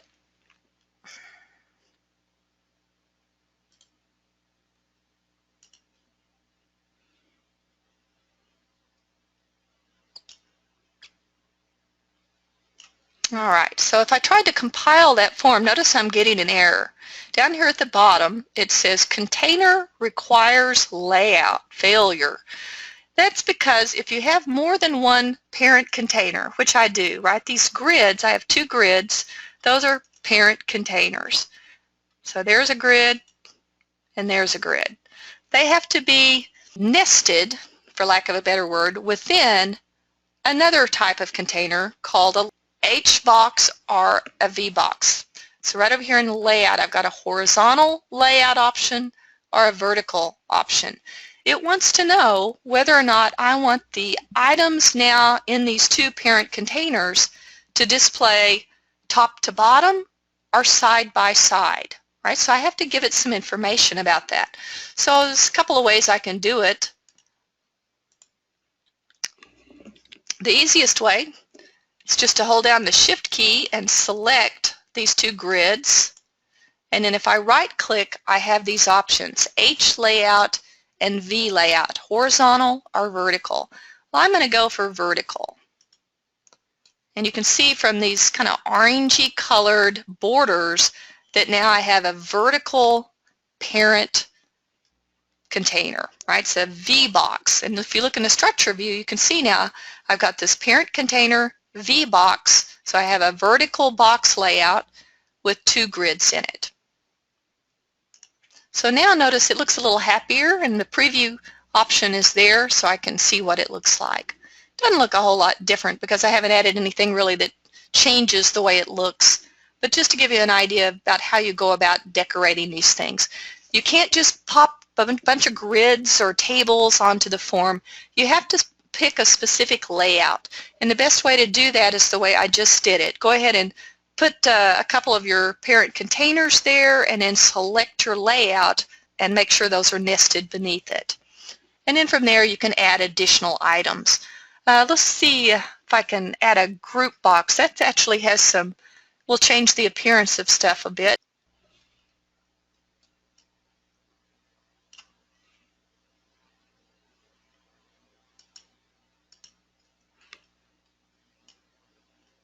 Move that, just get it out of the way a bit. That's better. Okay, so now if you look in the structure view, I've got my VBox, and then within my VBox I've got two parent grid containers nested within that, and then now I've got a group nested within this grid 1 grid. Now the VBox says everything has to be vertical, but this group container is not a child of the VBox. It's a child of the grid container. So it doesn't have to be vertical, and I can actually put stuff in the group that are going to be horizontal if I like, because it's not a direct child of the VBox container. The only two direct children of the VBox container are these two grids, right? You can tell from the structure view. So if I created another grid down here and it was not nested directly beneath this VBox, then I can arrange it in a different fashion if I want to. I could have a horizontal box down here now that would be nested maybe within the VBox, but then the items within it are not controlled by the vertical box. So let's see what that looks like. But you can kind of see, here's the group, so it actually changes the appearance of the items grouped within it. It puts a little box around it, and notice it has a property where I can name the group. So let's name it. Let me do it the other way so you can see the property. So there's group. I can double click on it like I just did, but I can also do it right here in properties. So let's call it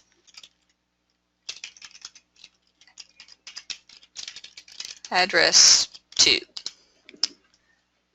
So there's all kinds of widgets, containers that you'll learn about forms, but I'll have you create forms and manipulate them some in this class, and you'll get more and more familiar with some of these interesting widgets, date edit widgets, for example, combo boxes and that type of thing. So I think that probably is good for today. That puts us right up to the end of our usual time for this session.